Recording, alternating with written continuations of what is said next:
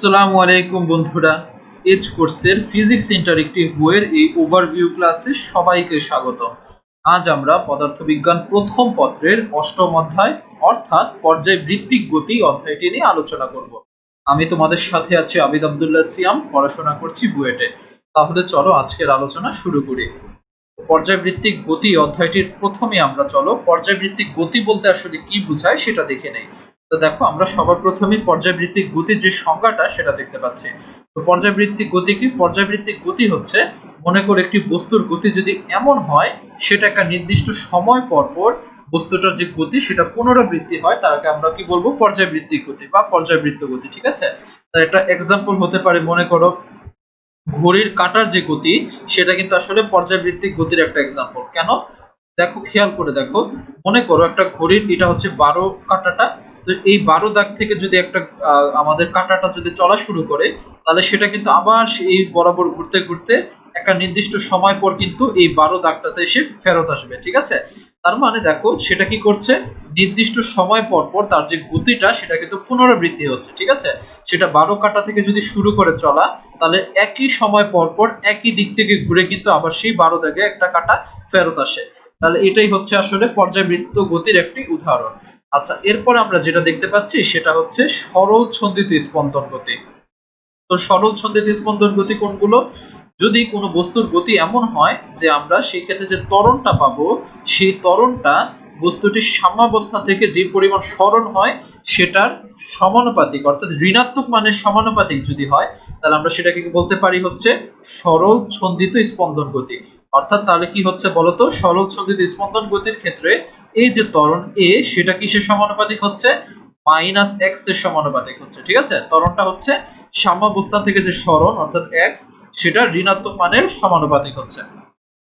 আচ্ছা, এরপরে দেখো আমরা যেটা দেখতে পাচ্ছি সেটা হচ্ছে দোলকের দোলনকাল। দোলনকাল কি বলতো? একটা মনে করো সরল দোলক চিন্তা করো, সেই দোলকটা এই বরাবর ছিল, সেটা তাকে আমরা যদি একটু সম্প্রসারিত করে মনে করো এই পজিশনে নিলাম, তাকে ছেড়ে দিলাম, তাহলে সেটা কিন্তু এই দিকে যাবে। তারপর এই দিকে গিয়ে এখানে এসে সে ম্যাক্সিমাম ভ্যালু বেগ যেটা সেই ভেলোসিটি প্রাপ্ত হবে। তারপর আবার এই বরাবর যাবে, এই বরাবর গিয়ে দেখো এখানে গিয়ে তার ভেলোসিটি অর্থাৎ বেগ যেটা সেটা শূন্য হয়ে যাবে, থেমে যাবে, আবার বিপরীত দিকে ফেরত আসবে। আচ্ছা, তো এখান ক্ষেত্রে যেটা বললাম সেটা হচ্ছে এই যে একটা দোলক তার যে গতিটা হচ্ছে অর্থাৎ যে পর্যায়বৃত্ত গতিটা হচ্ছে, সেই গতিটা সম্পূর্ণ হতে যে সময়টা লাগে তাকে আমরা বলি দোলনকাল। অর্থাৎ একটি পূর্ণ, তার একটা পূর্ণ যে ভ্রমণটা সেটা সম্পূর্ণ হতে যে সময়টুকু লাগবে তাকেই আমরা বলবো দোলনকাল। দোলনকালকে আমরা ক্যাপিটাল টি দিয়ে প্রকাশ করি। ঠিক আছে, আচ্ছা এরপরে দেখো আমরা দেখতে পাচ্ছি হচ্ছে কম্পাঙ্ক। কম্পাঙ্ক মানে কি? কম্পাঙ্ক মানে হচ্ছে প্রতি সেকেন্ডে আসলে যতগুলো পূর্ণ দোলন হচ্ছে বা পূর্ণ স্পন্দন হচ্ছে তাকে আমরা কম্পাঙ্ক বলতে পারি। ঠিক আছে, তাহলে খেয়াল করো তো ভাইয়া, আমরা এই যে পর্যায়কাল বা এই যে দোলনকাল অর্থাৎ টি টি সময় কিন্তু আমরা একটা দোলন পাই। তাহলে আমরা একক সময় কতগুলো দোলন পাবো বলতো? 1/t সংখ্যক। আর এই যে আমরা একক সময় কতগুলো দোলন পাচ্ছি সেটাকে কি আমরা কম্পাঙ্ক বলি। তাহলে আমরা আমাদের কম্পাঙ্ক যে এফ, ফ্রিকোয়েন্সি, তো তাহলে এটাকে এফ দিয়ে প্রকাশ করে, তাহলে আমরা এফ ইকুয়ালস টু বলতে পারি 1/t। ঠিক আছে, তাহলে এফ ইকুয়ালস টু আসছে 1/t। আচ্ছা, এরকম কিছু তথ্য আমরা আরো দেখতে পাচ্ছি, যেমন এখানে হচ্ছে কার্যকরী দৈর্ঘ্য বলতে আসলে কি বোঝায় সেটা বলা আছে। ধরো আমরা একটা দোলনকাল যদি চিন্তা করি, সরি একটা সরল দোলক চিন্তা করি, তাহলে সেই সরল দোলকটা দেখো এখান থেকে এই হচ্ছে দোলকটা। এখন এই যে দোলকটাকে যেখান থেকে আসলে ঝুলানো হলো সেই বিন্দুটা যদি এ হয়, তাহলে এ থেকে এই বস্তুটি অর্থাৎ যে বস্তুটি, এটাকে আসলে বব বলা হয়, দোলকের বব, সেই ববের ভর কেন্দ্র পর্যন্ত যে দূরত্বটুকু সেটাকে আমরা বলি কি? সেটাকে বলি কার্যকরী দৈর্ঘ্য। ঠিক আছে, আচ্ছা আর একটা সরল দোলকের সেটা দোলনকাল হচ্ছে 2 সেকেন্ড, অর্থাৎ 2 সেকেন্ডে সেটার পূর্ণ স্পন্দন সম্পন্ন হয়। আচ্ছা, তো চলো পরবর্তী যে টপিকগুলো আছে সেগুলো একটু আলোচনা করি। এখানে যে টপিকগুলো থাকবে বা জ্ঞানমূলক তথ্যগুলো থাকবে সেটার মধ্যে আসলে আমি গুরুত্বপূর্ণ যে তথ্যগুলো অথবা যেগুলো আসলে তোমাদেরকে একটু বোঝানো দরকার সেই তথ্যগুলো নিয়ে একটু আলোচনা করব। আচ্ছা, তো দেখো আমরা দেখতে পাচ্ছি হচ্ছে নেক্সট যে আমাদের যেটা সংজ্ঞাটা বা যে টপিকটা আমরা দেখছি সেটা হচ্ছে দশা।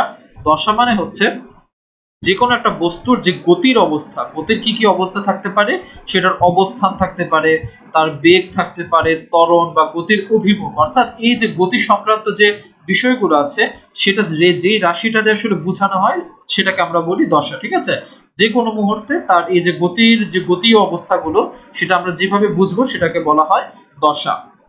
আচ্ছা, নেক্সট দেখো আমরা স্থানিক পর্যায়ক্রম, এই যে স্থানিক পর্যায়ক্রম দেখতে পাচ্ছি আর কালিক পর্যায়ক্রম দেখতে পাচ্ছি। স্থানিক পর্যায়ক্রমে আমি একটা এক্সাম্পল এখানে আন্ডারলাইন করছি, তাহলে তোমরা স্থানিক পর্যায়ক্রম জিনিসটা কি সেটা বুঝতে পারবে।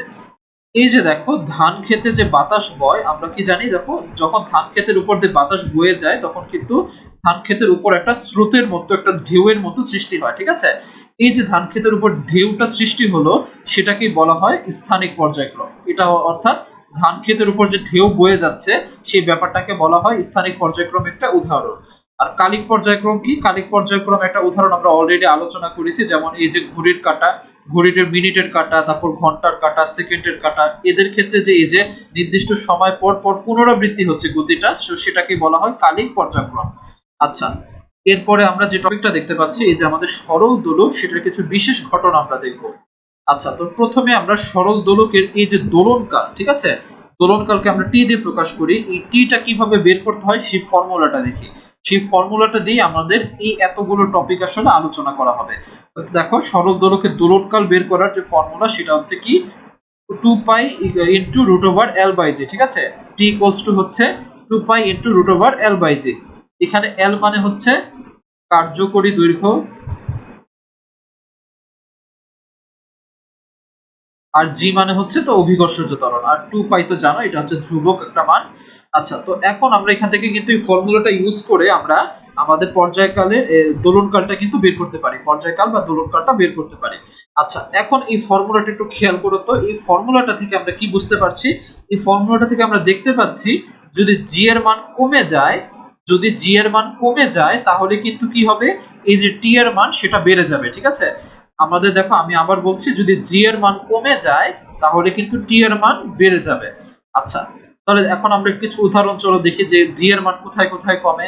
দেখো আমরা যখন ভূকেন্দ্রে নিয়ে যাব, আমরা যখন ভূকেন্দ্রে একটা সরল দোলককে নিয়ে যাব, ভূকেন্দ্রে কিন্তু জি এর মান হচ্ছে 0। তাহলে দেখো এই ফর্মুলাতে যদি তুমি এখানে 0 বসাও তাহলে কিন্তু তুমি একটা অসংজ্ঞায়িত বা একটা অসীম মান পাবে। ঠিক আছে, তাহলে তখন আমরা দোলনকালটা যেটা সেটাকে আমরা কি বলবো, ইনফিনিটি বা একটা অসীম একটা মান।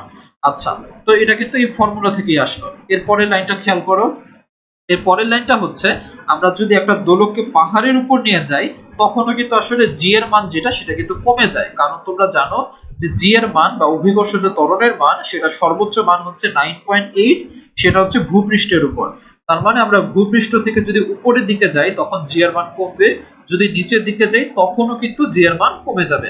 আর জি এর মান করলে কি হবে বলতো, অবশ্যই এই যে পর্যায়কালটি সেটার মান বেড়ে যাবে।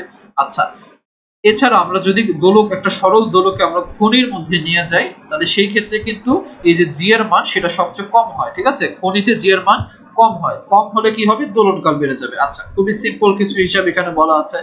আচ্ছা, আরেকটা জিনিস আমরা এই যে 4 নাম্বার যে লাইনটা সেটা একটু খেয়াল করো, দোলক পিণ্ডের যে ভর বৃদ্ধি, অর্থাৎ এই যে আমাদের একটু আগে যেটা কথা বললাম বব, একটা সরল দোলক সেটার এই যে এই পিণ্ডটা সেটার কিন্তু কোন উপাদান দিয়ে তৈরি বা তার ভর যদি তুমি বাড়াও কমাও তাহলে কিন্তু আসলে দোলনকালের কোনো পরিবর্তন হয় না।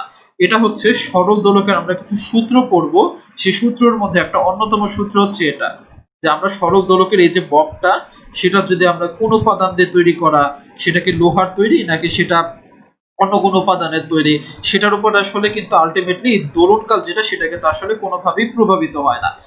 এরকম কিছু তথ্য এখানে দেওয়া আছে যে আসলে কিভাবে সরল দোলনকালটার পরিবর্তন হয়, সেটা কিভাবে প্রভাবিত হয় সেটাই বলা। যেমন দেখো লিফটের মধ্যে বা একটা চলন্ত লিফটে কিন্তু আসলে জি এর মানের পরিবর্তন হয়, সেটাও কিন্তু এই যে আমাদের দোলনকাল সেটাকে প্রভাবিত করে। ঠিক আছে, এরকম কিছু তথ্য এখানে দেওয়া আছে। আচ্ছা, আমরা পরে কিছু যাচ্ছি। তো আমরা একটু আগে যে ফর্মুলাটা দেখলাম, এই যে দোলনকালের যে ফর্মুলাটা আমরা একটু আগে দেখলাম যে টি ইকুয়ালস টু হচ্ছে 2 পাই রুট ওভার এল বাই জি, এই ফর্মুলাটা থেকেই দেখো আমরা কিন্তু গ্রাফ আঁকতে পারি। ঠিক আছে, খেয়াল করো এই ফর্মুলাটা আসলে কিভাবে আসলো জানো, এটা হচ্ছে একটা সরল দোলকের দোলনকালের ফর্মুলা। তো সরল দোলকের কিছু সূত্র আছে, এর একটা সূত্র হচ্ছে, আমি এখানে যদি লিখি নাম্বার 1 একটা সূত্র লিখতে পারি, সেই সূত্রটা হচ্ছে একটা সরল দোলকের দোলনকাল সেটা হচ্ছে কার্যকরী দৈর্ঘ্যের বর্গমূলের সমানুপাতিক। ঠিক আছে, তাহলে এখান থেকে আমি কি লিখতে পারি বলতো, এল সমানুপাতিক টি স্কয়ার বলতে পারি না? আমরা যদি এখানে উভয় পক্ষে বর্গ করে ফেলি তাহলে কিন্তু লেখা যায় এল সমানুপাতিক টি স্কয়ার। তাহলে দেখো আমরা যখন এই যে এল সমানুপাতিক টি স্কয়ার পাচ্ছি, এখন আমরা যদি এল টি স্কয়ার একটা গ্রাফ আঁকি, আমরা যদি এটাকে লেখচিত্রে উপস্থাপন করতে চাই এই জিনিসটাকে, তাহলে কিন্তু আমরা একটা সরল রেখা পাবো। ঠিক আছে, যেটা একটা সমানুপাতিক, আমরা যখন লেখচিত্রে এটা উপস্থাপন করব আমরা একটা সরল রেখা পাবো। অর্থাৎ তুমি যখন এই যে লেখচিত্রের মধ্যে এটা এই এল টি স্কয়ার গ্রাফটাকে আঁকবে তখন তুমি এরকম একটা সরল রেখা পাবে। আচ্ছা, এরপরে খেয়াল করো আমাদের ফর্মুলা থেকে কিন্তু আমরা আরেকটা জিনিস বলতে পারি, সেটা হচ্ছে এই যে আমাদের টি, সেটা কিসের সমানুপাতিক, সেটা হচ্ছে 1/√g এর সমানুপাতিক। এখান থেকে আমরা কি লিখতে পারি বলো তো, আমরা লিখতে পারি 1/t² সমানুপাতিক g। ঠিক আছে, আমরা লিখতে পারি কি 1/t² সমানুপাতিক g। এখন আমরা যদি gt² গ্রাফটা আঁকি তাহলে আমরা কি পাবো, আমরা একটা অধিবৃত্ত পাবো। এই দুইটা জিনিস একটু মনে রাখবে। ঠিক আছে, একটু মার্ক করে নাও যে lt² গ্রাফ যদি তুমি আঁকো তাহলে তুমি একটা সরল রেখা পাচ্ছ, আর তুমি যদি gt² গ্রাফ আঁকো তুমি একটা অধিবৃত্ত পাচ্ছ। আচ্ছা, এই দুটো ছিল এখানে কিছু গুরুত্বপূর্ণ তথ্য। এছাড়া আমি তো অলরেডি আলোচনা করলাম যে একটা সরল দোলক সেটা হচ্ছে দোলনকাল 2 সেকেন্ড, এই কারণে সেটা প্রতি সেকেন্ডে 2 বার টিক দেয়। আচ্ছা, এরপরে তাহলে আমরা এর পরের টপিকটাতে যাই। তো আমরা তো জানি অলরেডি যেটা বললাম সেটাই বলা, যে যদি একটা সরল দোলকের দোলনকাল 2 সেকেন্ড হয় তাহলে সেটাকে আসলে সেকেন্ড দোলক বলে বা সরল দোলক বলে। তো এরকম কিছু বলা আছে এখানে। এবার দেখো এটা একটু খেয়াল করো যে সরল দোলকের কিছু ব্যবহার আমরা এখানে দেখতে পাচ্ছি। কি কি ব্যবহার, এখানে কি কি কাজে এটাকে ব্যবহার করা হয়?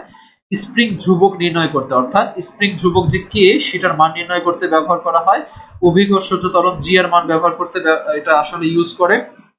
এছাড়াও আমরা যদি পাহাড়ের উচ্চতা নির্ণয় করি বা সময় নির্ণয় করি সেক্ষেত্রেও কিন্তু সরল দোলক ব্যবহার করা হয়। ঠিক আছে, আচ্ছা, তো এখানে আমরা সরল দোলকের কিছু ব্যবহার দেখলাম। আমরা এর পরের টপিকটাতে হচ্ছে সরল ছন্দিত স্পন্দনের কিছু বৈশিষ্ট্য নিয়ে আলোচনা করব। অর্থাৎ আমরা সরল ছন্দিত স্পন্দন অলরেডি আলোচনা করলাম যে সরল ছন্দিত স্পন্দনের বৈশিষ্ট্য কি। প্রধান বৈশিষ্ট্য হচ্ছে এই যে ত্বরণটা সেটা হবে কি সরণের ঋণাত্মক মানের সাথে সমানুপাতিক। ঠিক আছে, ত্বরণটা হবে সরণের ঋণাত্মক মানের সমানুপাতিক। আচ্ছা, তো আমরা দেখো প্রথম বৈশিষ্ট্য হচ্ছে এটা একটি পর্যায়বৃত্ত গতি। এখানে তোমরা এই সরল ছন্দিত স্পন্দনের সবগুলো বৈশিষ্ট্য পাবে। আমি কিছু গুরুত্বপূর্ণ বৈশিষ্ট্য মার্ক করে একটু আলোচনা করি। তাহলে এটা হচ্ছে আসলে কি একটা পর্যায়বৃত্ত গতি। আর এটা যেহেতু আমি একটু আগে বললাম যে আমাদের যে হচ্ছে এই যে আমাদের এখান থেকে যে ত্বরণটা আমরা পাবো সেই ত্বরণটা কি হবে, গতির বিপরীতমুখী হবে। ঠিক আছে, যেহেতু -x এর সমানুপাতিক, অর্থাৎ যেই দিকে সরণ হবে তার বিপরীত দিকে আসলে ত্বরণ হয়। ঠিক আছে, তো এরকম কিছু টপিক আসলে এখানে বলা, তোমরা একটু পড়লেই বুঝতে পারবে। আর আমরা এখানে আরেকটা জিনিস দেখতে পাচ্ছি যে এটাকে সাইন বা কোসাইনের অপেক্ষক রূপে আসলে প্রকাশ করা যায়। আমরা একটু পরে সরল ছন্দিত স্পন্দনের হচ্ছে যে ব্যবকলনীয় সমীকরণটা আছে বা অন্তরোধ সমীকরণটা আছে সেটা দেখব।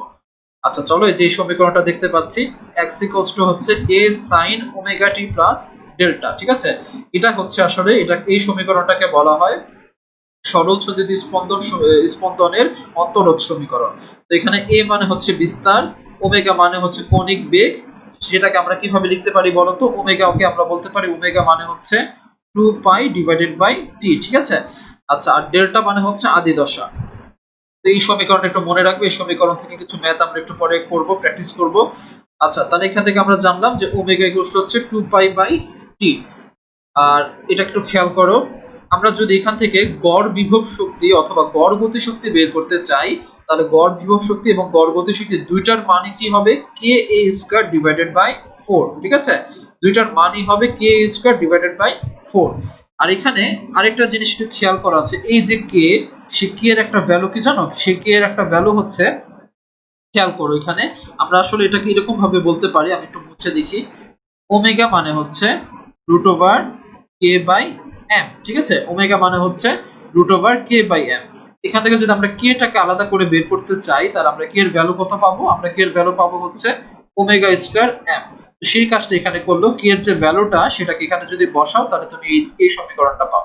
যাক, তোমাদের এটা একটু মনে রাখতে হবে যে গড় বিভব শক্তি বা গড় গতি শক্তির মান কত, ka², অর্থাৎ বিস্তার স্কয়ার ডিভাইডেড বাই 4। আচ্ছা, এরপরে আমাদের সরল দোলকের হচ্ছে আমরা যে সূত্রগুলো আছে সেই সূত্রগুলো নিয়ে একটু আলোচনা করি। যেমন এখানে আসলে সরল দোলক আমরা দেখতে পাচ্ছি, দেখো সেটা ত্বরণের উপর নির্ভরশীল, অবভিয়াসলি ত্বরণের উপর নির্ভরশীল হবে, কারণ আমরা দোলনকালের সমীকরণটা থেকেই পাচ্ছি, দেখো 2π√L/g। তার মানে কিসের কিসের উপর নির্ভরশীল বলতো, সেটা হচ্ছে কার্যকরী দৈর্ঘ্যের উপর নির্ভরশীল, অভিকর্ষজ ত্বরণের উপর নির্ভরশীল। কিন্তু এখানে আমরা ওই যে আমাদের যে সরল দোলকের বব, সেটা ভর সংক্রান্ত কিন্তু কোনো কিছু এখানে দেখতে পাচ্ছি না। তার মানে সরল দোলকের দোলনকালটা সেটা আসলে ববের ভর বা কোন উপাদান দিয়ে সেটা নির্মিত সেটার উপর আসলে নির্ভর করে না। তো এরকম কিছু বৈশিষ্ট্য এখানে বলা আছে। আরো কিছু চলো দেখি, যে এই যে দেখলাম তো জি এর মান আমরা প্রথমে আলোচনা করেছিলাম যে জি এর মান যদি কোনো ভাবে পরিবর্তিত হয় সেক্ষেত্রে কিন্তু দোলনকাল পরিবর্তিত হবে। আর একটা সেকেন্ড দোলকের দোলনকাল হচ্ছে 2 সেকেন্ড, কার্যকরী দৈর্ঘ্য হচ্ছে প্রায় 1 মিটারের সমান, অর্থাৎ এটাকে আমরা বলতে পারি 1 মিটার মানে তো 100 সেন্টিমিটার, এটা দেখো প্রায় 100 সেন্টিমিটারের কাছাকাছি, 99.39 সেন্টিমিটার। আচ্ছা, তো এরকম কিছু তথ্য এখানে দেয়া আছে। আমরা কিছু গাণিতিক সমস্যা যদি এখানে দেখি, তাহলে দেখো আমরা গাণিতিক সমস্যার জন্য কিন্তু কিছু ফর্মুলা এখানে দেখতে পাচ্ছি, যে t হচ্ছে 2π√L/g, ঠিক আছে, t কি 2π√L/g। এখন দেখো এখানে আমরা L/g এর বদলে কিন্তু f/k বসাচ্ছি, ঠিক আছে, এটাও আমরা ইউজ করতে পারবো, ঠিক আছে। আচ্ছা, অথবা এটাকে বলা যায় কি, দেখো 2 2π√L/g, অথবা তুমি তোমার একটা কোশ্চেনে ম্যাথমেটিক্যাল যখন প্রবলেম গুলো তুমি সলভ করবে, তখন কোশ্চেনে কোন ডাটা আসলে কি কি ডাটা দেয়া আছে সেটার উপর নির্ভর করে তোমাকে ফর্মুলা ইউজ করতে হবে। আর এখান থেকে আমরা অলরেডি যেটা জেনেছিলাম এই ফর্মুলাটা থেকে, যে t প্রপোর্শনাল টু √L আর t প্রপোর্শনাল টু হচ্ছে 1/√g। তো সেখান থেকে আমরা এই দুটো তথ্য পাচ্ছি, যে t1/t2 equals to √g2/g1, আরেকটা পাচ্ছি কি t1/t2 equals to √L1/L2, ঠিক আছে। তো আমরা এই ফর্মুলা থেকে আসলে এই দুটো তথ্য পেলাম। এখন চলো আমরা কিছু গাণিতিক সমস্যার সমাধান করি। তো প্রথমে আমরা যে প্রবলেমটা দেখতে পাচ্ছি সেটা হচ্ছে একটি সেকেন্ড দোলককে যদি ভূপৃষ্ঠের সঠিক সময় দেয়, ঠিক আছে, তাহলে সেকেন্ড দোলকের ভূপৃষ্ঠের সময়টা কি হবে বলতো, সেটা কিন্তু এতক্ষণে তোমরা বুঝে যাওয়ার কথা। যেহেতু সেকেন্ড দোলক, সেটার ভূপৃষ্ঠের হচ্ছে দোলনকাল হচ্ছে 2 সেকেন্ড, ঠিক আছে, সেটা ভূপৃষ্ঠের দোলনকাল হচ্ছে 2 সেকেন্ড। আচ্ছা, এখন দেখো কি বলেছে, যে এটাকে যদি আমরা চন্দ্রে নিয়ে যাই, সেকেন্ড দোলকটাকে আমরা চন্দ্রে নিয়ে যাই, তখন দোলনকাল কত হবে। খুবই মজার একটা কোশ্চেন, কারণ আমাদের পৃথিবীতে যে হচ্ছে দোলনকালটা সেটা কিন্তু আসলে চন্দ্রে গিয়ে পরিবর্তিত হবে। কেন পরিবর্তিত হবে বলতো, কারণ সেক্ষেত্রে জি এর মানটা যেটা সেটা আসলে পরিবর্তন হবে, ঠিক আছে। পৃথিবীতে অভিকর্ষজ ত্বরণের যে মান সেটা কিন্তু চন্দ্রে আসলে সেম না, চন্দ্রের মানটা আসলে পরিবর্তিত হয়। এই পরিবর্তনের কারণে, অর্থাৎ জি এর মানে পরিবর্তনের কারণে কিন্তু দোলনকালটাও পরিবর্তিত হবে। আচ্ছা চলো তাহলে আমরা একটু বের করে হিসাব করি এটা। তো আমাদের এই ম্যাটার ক্ষেত্রে আমাদের প্রধান যে কাজ হবে সেটা হচ্ছে আমাদের অভিকর্ষজ ত্বরণটা আসলে কিভাবে প্রভাবিত হয় সেটা আমরা আগে বের করব। তো আমাদের এখানে কিছু ডাটা দেওয়া আছে, যে পৃথিবীর ভর চন্দ্রের ভরের 81 গুণ এবং পৃথিবীর ব্যাসার্ধ যেটা সেটা চন্দ্রের ব্যাসার্ধের 4 গুণ। তো এখান থেকে চলো আমরা বের করছি।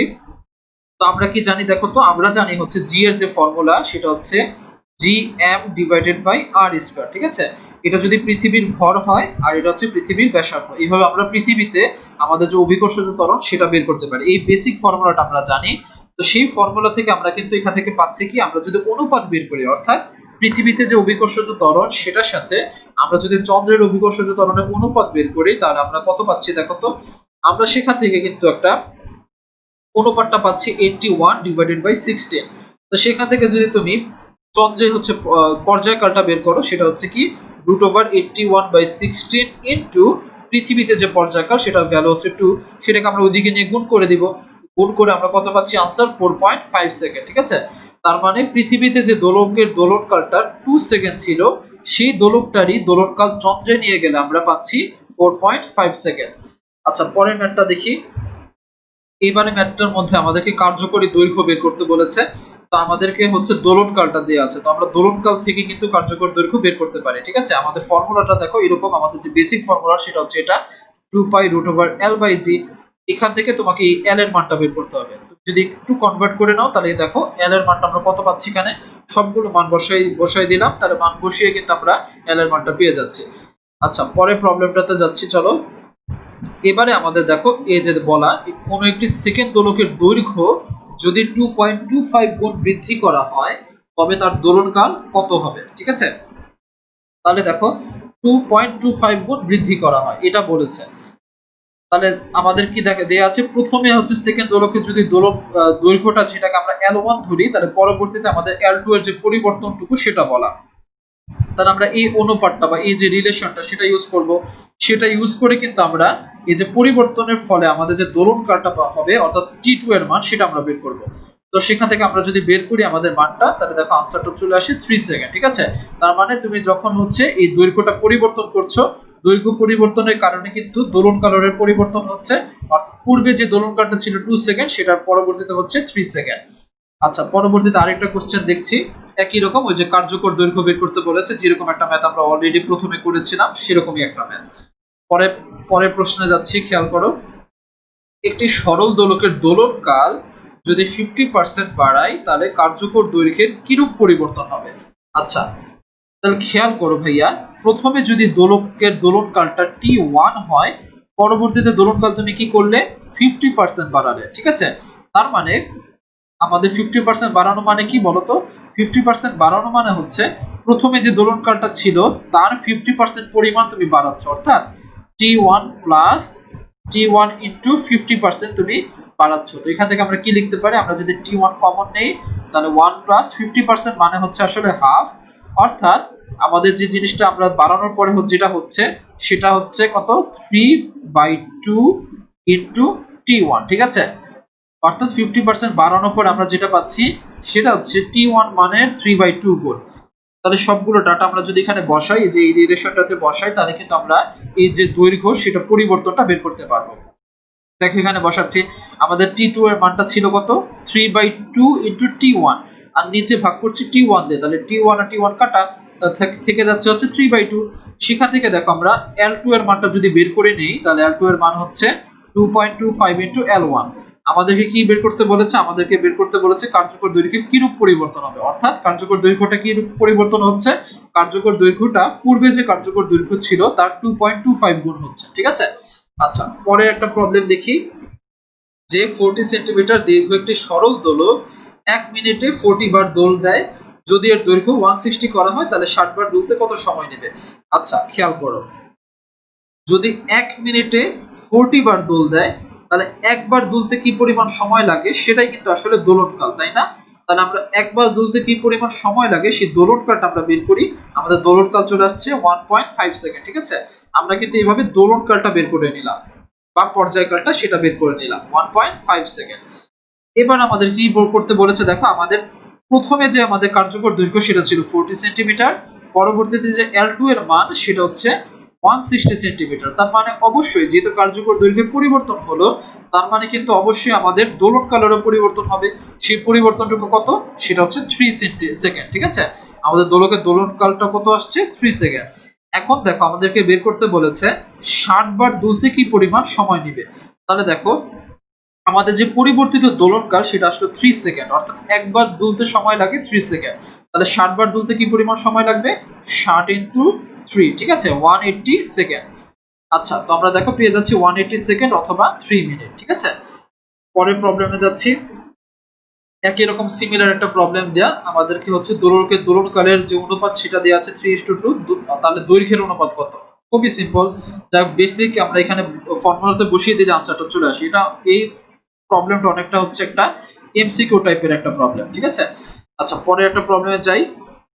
আচ্ছা, এরকম একটা প্রবলেম আমরা অলরেডি সলভ করে এসেছি, যে আমরা চন্দ্রে নিয়ে গেলে আসলে দোলকের দোলনকালের কি রকম হয় সেরকম একটা ম্যাথ আমরা সবার প্রথমেই প্র্যাকটিস করেছিলাম।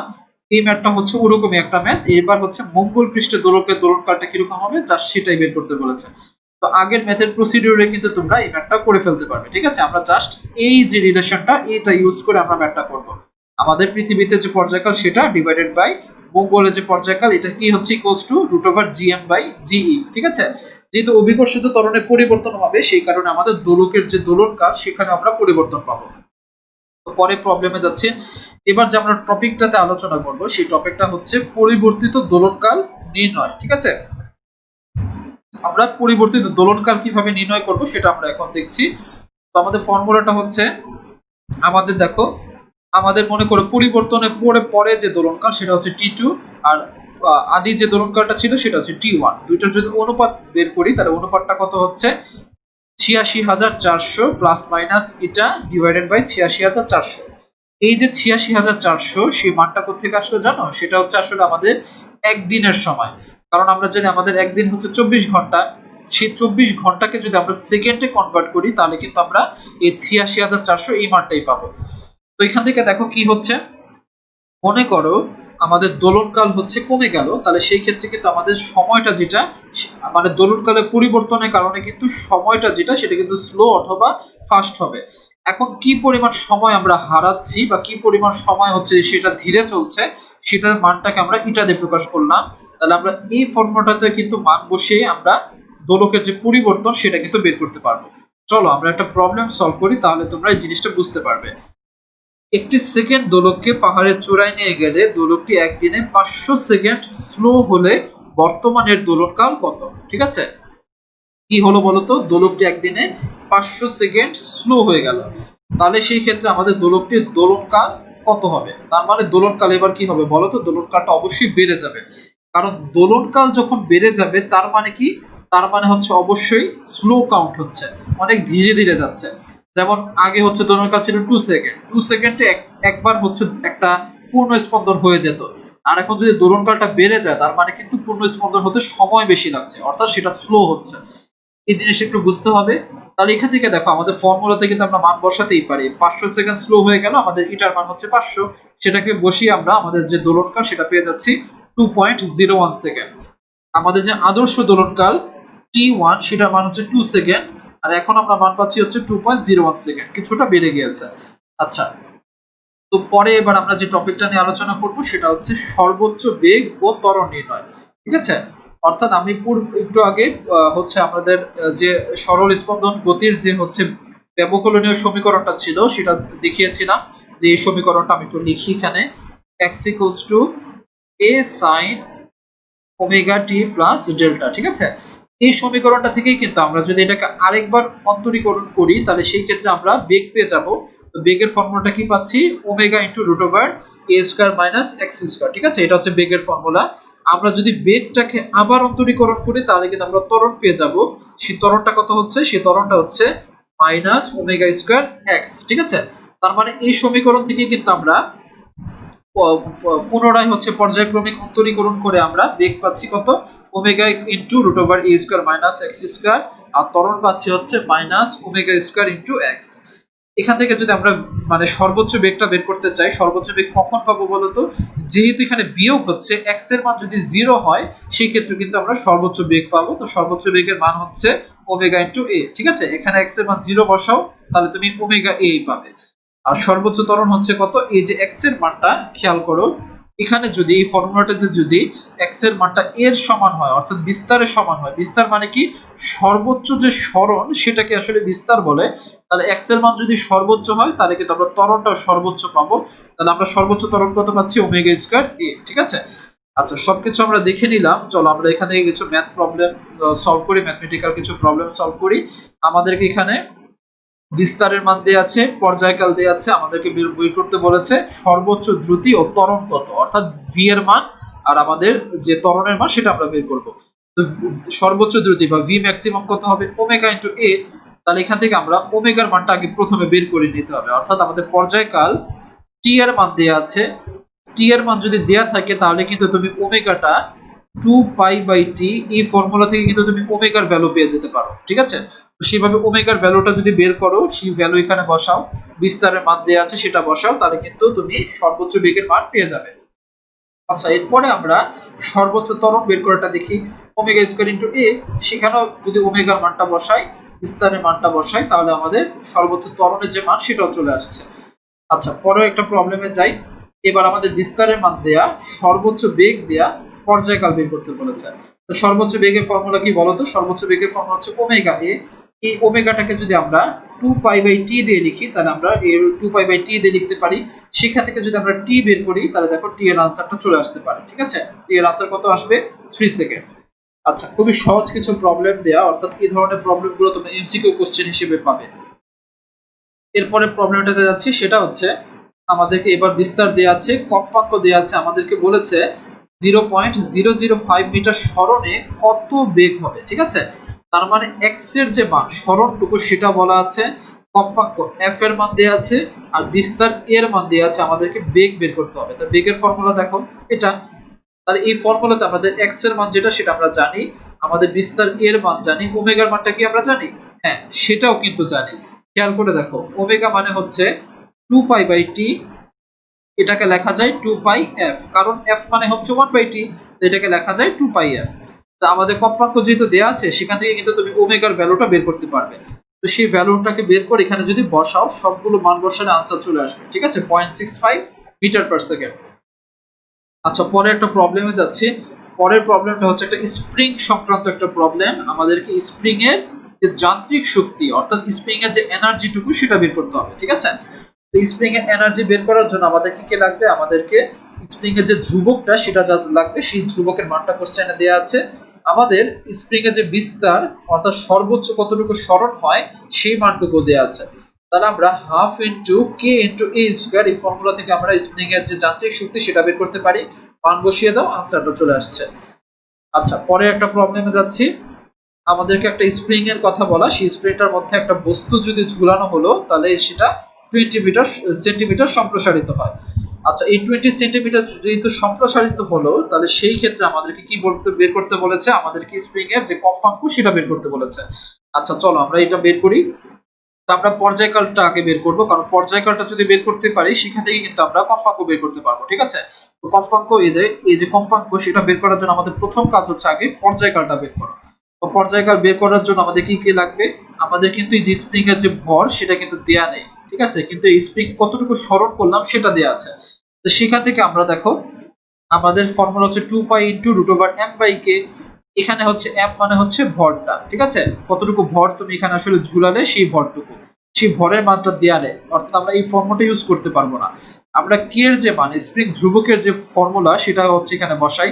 স্প্রিং ধ্রুবক k মানে হচ্ছে mg/x, ঠিক আছে, এটা হচ্ছে স্প্রিং ধ্রুবক বের করার ফর্মুলা। তো সেটা এখানে বসালাম। এই m কাটাকাটি, তাহলে আমরা লিখতে পারি কি, আমরা ফাইনালি এরকম ফর্মুলা পাচ্ছি, সেটা হচ্ছে 2π√x/g, ঠিক আছে। তাহলে আমরা এই ফর্মুলাটাকে ইউজ করব, সেটা হচ্ছে পর্যায়কাল বের করার ফর্মুলা হচ্ছে t = 2π√x/g। তাহলে এখানে x এর মান হচ্ছে 20 সেন্টিমিটার, g এর মান তো জানোই, তো সেখানে মান বসালে আমাদের পর্যায়কালটা চলে আসলো। পর্যায়কাল থেকে কিন্তু কম্পাঙ্ক বের করা খুবই সোজা, জাস্ট 1/t, এখান থেকে আমরা কম্পাঙ্কটা বের করলাম। পরে আরেকটা প্রবলেমে একই রকম একটা প্রবলেম বলা হয়েছে যে 150 গ্রাম ভরের বস্তু ঝুলানোতে 40 সেন্টিমিটার স্প্রিংটি প্রসারিত হলো। x এর মান দেয়া আছে, m এর মান দেয়া আছে। এখান থেকে যদি তোমাকে পর্যায়কাল বের করতে বলে তাহলে এর থেকে সহজ প্রশ্ন কিন্তু আর হয় না, ঠিক আছে। জাস্ট তুমি এই যে ফর্মুলাগুলো মনে রাখো, তাহলে কিন্তু এই ধরনের প্রশ্নে তোমাকে কেউ আটকাতে পারবে না। জাস্ট এখানে দেখো m এর মান তোমার কাছে যা দেয়া আছে, তুমি এখান থেকে k এর মানটা কিন্তু তোমার কাছে দেয়া নেই, কিন্তু তুমি k এর মানটা কিন্তু বের করতে পারো, ঠিক আছে। k এর মানটা যে ফর্মুলা থেকে বের করতে পারো mg/x, সেখান থেকে বের করে এখানে বসাতে পারো। অথবা তুমি যদি এই ফর্মুলাটা এখানে বসাও, তুমি পাচ্ছ 2π√x/g, সেখান থেকে কিন্তু ম্যাথটা করা যাচ্ছে, ঠিক আছে। একই রকম আগের ম্যাথটার মতোই একই কাজ। আচ্ছা পরে আমরা একটা প্রবলেম দেখি। বিস্তার দেয়া, কম্পাঙ্ক দেয়া, সরণ দেয়া, গতিবেগ নির্ণয় করো। খুবই সহজ ম্যাথ, আমরা এরকম ম্যাথ একটু আগে প্র্যাকটিস করেছি। আর আরেকটা প্রবলেম চলো খেয়াল করি। আমাদেরকে ভর দেয়া আছে, বিস্তারের মান দেয়া আছে, পর্যায়কাল তো 2 সেকেন্ড আমরা জানি, সর্বোচ্চ দ্রুতি কত, সর্বোচ্চ দ্রুতি ফর্মুলা কি বলতো, ওমেগা এ। সেখান থেকে দেখো আমরা সবগুলো মান কিন্তু কোশ্চেনে দেয়া, সেখান থেকে যদি বসাই আনসারটা চলে আসবে। আচ্ছা আরেকটা প্রবলেম দেয়া আছে এখানে, সেটা হচ্ছে 2.5 কেজি ভর, অর্থাৎ ভরের মান, সেটা m এর মান যেটা সেটা হচ্ছে 2.5। সেই যে ভর ঝুলানোতে কি হচ্ছে, বস্তুটা প্রতি সেকেন্ডে 3 বার করে সরল ছন্দিত স্পন্দনে স্পন্দিত হচ্ছে, ঠিক আছে, প্রতি সেকেন্ডে 3 বার করে স্পন্দিত হচ্ছে। আর এখানে কি বলা, যদি 5 সেন্টিমিটার সরণ হয়, x এর মান হচ্ছে 5, তাহলে ত্বরণ কত হবে আর পুনরায়ন বল কত হবে। আচ্ছা দুইটা পার্ট এখানে আমাদের কোশ্চেনটাতে, দুইটা কাজ। প্রথমে আমরা চলো ত্বরণটা বের করি। ত্বরণ বের করার ফর্মুলা এটা, x এর মান দিয়ে আছে সেটা বসাও, বসালে আনসারটা কিন্তু চলে আসবে, ঠিক আছে। আচ্ছা পরের কাজটা খেয়াল করো, পরের কাজটা হচ্ছে পুনরায়ন বল কত। পুনরায়ন বল মানে কি, পুনরায়ন বল মানে হচ্ছে একটা স্প্রিং কে যখন আমরা হচ্ছে মানে বাইরের দিক থেকে একটা ফোর্স দেই, স্প্রিং কিন্তু ভিতরের দিকে একটা ফোর্স দেয়, যেটাকে আমরা স্থিতিস্থাপক বল বলি, সেই বলটাকে আমাদের এখানে বের করতে হবে। এখান থেকে আমাদের F = হচ্ছে ma, ঠিক আছে, আমাদের F = হচ্ছে ma। আমরা ত্বরণের মানটা বের করলাম, m এর মান আমাদের কাছে দেওয়া আছে, আমরা পুনরায় বলটা কিন্তু বের করতে পারি এই যে ফর্মুলা থেকে F হচ্ছে ma। এখানে যদি ফর্মুলাতে মান বসাই আনসার চলে আসছে। আচ্ছা, তো এবার আমরা আরো কিছু ফর্মুলা দেখতে পাচ্ছি আমাদের স্প্রিং সংক্রান্ত কিছু ফর্মুলা। তো আমরা এরকম ফর্মুলা অলরেডি আসলে এখানে ইউজ করেছি যে k মানে হচ্ছে স্প্রিং ধ্রুবক, সেটা বের করা যায় কিভাবে দেখো, mg হচ্ছে kx। তুমি এখান থেকে যদি k এর মান বের করো তাহলে সেটা হবে mg ডিভাইডেড বাই x। ঠিক আছে, আমি অলরেডি এটা দেখিয়েছি। কৃত কাজ আমরা এই ফর্মুলাতে বের করতে পারি half into k into x square. এই ফর্মুলাগুলো আসলে অলরেডি আলোচনা করা হয়েছে, আমরা চলো প্রবলেমগুলো ডিরেক্ট সলভ করি। তো এখান থেকে দেখো এই ম্যাথটা কিন্তু আমরা একটু আগে প্র্যাকটিস করেছিলাম, আমাদেরকে কম্পাঙ্ক বের করতে বলেছে। কম্পাঙ্ক বের করার জন্য আমরা প্রথমে পর্যায়কাল বের করব, সেখান থেকে 1/t দিয়ে আমরা কম্পাঙ্ক বের করব। ঠিক আছে, আচ্ছা পরের প্রবলেমটা হচ্ছে আমাদেরকে m ভরের বস্তু ঝুলানোতে, আচ্ছা এখানে এই কোশ্চেনটা একটু মিস্টেক আছে, কারণ এখানে দেখো আমাদের যে সরণটা সেই মানটুকু দেয়া নেই। আমরা ধরে নিচ্ছি আমাদের যে ডাটা এখানে বসানো হয়েছে, ধরো এখানে m ভরের বস্তু ঝুলানোতে সেটার কি হচ্ছে 0.008 সেন্টিমিটার সরণ হচ্ছে। এই সরণের কারণে পর্যায়কাল কত, এরকম ম্যাথ আসলে আমরা একটু আগে প্র্যাকটিস করেছি। জাস্ট এই ফর্মুলার মধ্যে মান বসাও, আনসার চলে আসবে। আচ্ছা আরো কিছু প্রবলেম আছে যে এটার মধ্যে কি বলা হয়েছে দেখো, ভরের মান দেয়া আছে, ভরটুকু ঝুলানোর কারণে এত মিটার সেন্টিমিটার, এত 0.04 মিটার সেটার হচ্ছে সরণ হচ্ছে, সম্প্রসারিত হচ্ছে। আমাদেরকে স্প্রিং বল ধ্রুবক k এর মান বের করতে হবে। k মানে হচ্ছে mg বাই x, তো মান বসালাম, সেখান থেকে আমরা k এর মানটা বের করলাম। পরবর্তী যে প্রবলেম সেটা হচ্ছে পর্যায়কালটা বের করা। পর্যায়কাল বের করা আরো সহজ, 2π√m/k সবগুলোর মান দেয়া আছে। এখানে দেখো m এর মান দেয়া আছে, k এর মান তো একটু আগে বের করলাম, সেটা বসিয়ে দাও, আনসার চলে আসবে। অর্থাৎ দেখো তোমরা একটা জিনিস হয়তোবা খেয়াল করেছো, স্প্রিং এর যে ম্যাথগুলো সেগুলো কিন্তু ঘুরে ফিরে আসলে রিপিট হচ্ছে। ঠিক আছে, তোমরা যদি জাস্ট বেসিক ম্যাথগুলো বা বেসিক ফর্মুলাগুলো মনে রাখতে পারো, সেগুলো যদি আগে একটু বুঝো, তোমাদের আইডিয়াটা যদি ক্লিয়ার হয়, তাহলে কিন্তু এই ধরনের যত ঘুরিয়ে পেঁচে যতই ম্যাথ দেখ তোমরা কিন্তু সব প্র্যাকটিস করতে পারবে, সবগুলো আনসার করতে পারবে। আরো কিছু ম্যাথ একই রকম, স্প্রিং বল ধ্রুবক বের করতে বললো, মানগুলো সবই দেয়া আছে এখানে, এই যে ভর দেয়া আছে, সরণ দেয়া আছে, সবগুলো বসিয়ে কিন্তু স্প্রিং বল ধ্রুবক বের করা যায়। আর আমাদের যদি কাজ বের করতে বলে কৃত কাজ, তাহলে কৃত কাজ কিভাবে বের করব? কৃত কাজ বের করার ফর্মুলা হচ্ছে half into k into x square. এখানে কৃত কাজ কিভাবে বের করতে বলেছে জানো? এই কোশ্চেনের এই পার্টটুকু একটু খেয়াল করো। বলেছে কি, স্প্রিংটিকে যদি টেনে আরো 2 সেন্টিমিটার প্রসারিত করা হয় তখন কৃতকাজ কি রকম হবে? তাহলে কৃতকাজ কি হবে বলতো? এই 2 সেন্টিমিটার প্রসারণের কারণে কৃতকাজ হবে half into k x square. এখানে x এর মান তুমি কত বসাবে? অবশ্যই 2 সেন্টিমিটার বসাবে, কারণ 2 সেন্টিমিটার প্রসারণের কারণে কতটুকু কৃতকাজ হচ্ছে সেটাই তোমাকে বের করতে বলেছে। সেই মানটা বসাও, বসিয়ে কিন্তু আনসার চলে আসলো। আচ্ছা, তাহলে আমরা আরেকটা প্রবলেম দেখতে পাচ্ছি, আমাদের পর্যায়কাল দেয়া আছে, ভর দেয়া আছে আমাদের কাছে, অর্থাৎ যে ব্লকটুকু আসলে স্প্রিং এ ঝুলানো হলো সেটা ভর দেয়া আছে, স্প্রিং ধ্রুবক নির্ণয় করতে বলেছে। জাস্ট একই কাজ, ফর্মুলা একই রকম, এখান থেকে k এর মানটা বের করব, k এর মানটা বের করে আনলাম। আচ্ছা, এবার আমরা আমাদের আজকে লাস্ট যে টপিক, অর্থাৎ পাহাড়ের উচ্চতা নির্ণয়, সেই টপিকটা নিয়ে আমরা আলোচনা করব। পাহাড়ের উচ্চতার ব্যাপারটা কি জানো? পাহাড়ের উচ্চতার ব্যাপারটা হচ্ছে আমরা একটু আগে যে আলোচনা করলাম T2/T1, অর্থাৎ পর্যায়কালের যে অনুপাত সেটার সাথে কিন্তু রিলেটেড। অর্থাৎ একটা পাহাড় যখন, পাহাড় মানে কি, আমরা যখন ভূপৃষ্ঠ থেকে উপরে যাই তখন কি হয়? জি এর মানে পরিবর্তন হয়। তো জি এর মানে পরিবর্তন কিন্তু পাহাড়ের চূড়াতে, পাহাড়ের উপরেও হবে। ঠিক আছে, এই উচ্চতার কারণে কিন্তু আসলে জি এর মানে পরিবর্তন হবে। তো সেই পরিবর্তন অনুযায়ী আমরা এটাকে লিখতে পারি T2/T1 = r + h divided by r। ঠিক আছে, এই ফর্মুলা থেকে তোমরা সব মান বসিয়ে h এর মান বের করতে পারো। দেখো আমরা একটা প্রবলেম চলো সলভ করি। দেখো T2/T1 সেটার সাথে আমরা একটা ফর্মুলা যখন দেখেছিলাম সেটা হচ্ছে 86400 ± এটা ডিভাইডেড বাই 86400, সেটাকে এখানে বসালে আমরা এই রিলেশনটুকু পাচ্ছি। তো সেই রিলেশনটা ইউজ করে আমরা এই ম্যাথটা এখন সলভ করব। একটি পাহাড়ের চূড়ায় একটি সেকেন্ড দোলক মানে হচ্ছে তার দোলনকাল 2 সেকেন্ড, সেই সেকেন্ড দোলকটা 200 সেকেন্ড স্লো চলে মানে এটার মানটা যেটা সেটা দেয়া আছে, সেটা হচ্ছে 200 সেকেন্ড। পাহাড়ের উচ্চতা কত? অর্থাৎ পাহাড়ের যে উচ্চতা h সেটা বের করতে হবে। তো আমরা ফর্মুলাতে বসালাম 86400 প্লাস এটা ডিভাইডেড বাই 86400, এখানে r plus h divided by r। এখানে r মানে কি বলতে পারো? r মানে হচ্ছে পৃথিবীর যে ব্যাসার্ধ সেটার মান কত? সেটা হচ্ছে 6400 কিলোমিটার। এই মানটুকু একবারে মুখস্থ করে ফেলো, এই মানটা মুখস্থ রাখবে যে পৃথিবীর যে ব্যাসার্ধ সেটা কত? ৬৪০০ কিলোমিটার, ঠিক আছে। পৃথিবী ব্যাসার্ধ ৬৪০০ কিলোমিটার, সেটাকে আমরা যদি এখানে বসালে আমাদের এইচ এর যে মান অর্থাৎ পাহাড়ের যে উচ্চতা সেটা চলে আসলো 14.81 কিলোমিটার, ঠিক আছে। তো এরই মাধ্যমে আসলে আজকে আমাদের এই অধ্যায়টির আলোচনা অর্থাৎ পর্যায়ভিত্তিক গতির যে অধ্যায়টি সেটার আলোচনা আসলে কমপ্লিট হচ্ছে। তো এইচ কোর্সের ফিজিক্স ইন্টারেক্টিভ পিডিএফ বইয়ের পরবর্তী ওভারভিউ ক্লাসগুলোতে আমাদের সাথে থাকার আমন্ত্রণ জানিয়ে আজকে এখানে শেষ করছি। পরবর্তী ক্লাসগুলোতে দেখা হবে ইনশাআল্লাহ। আসসালামু আলাইকুম।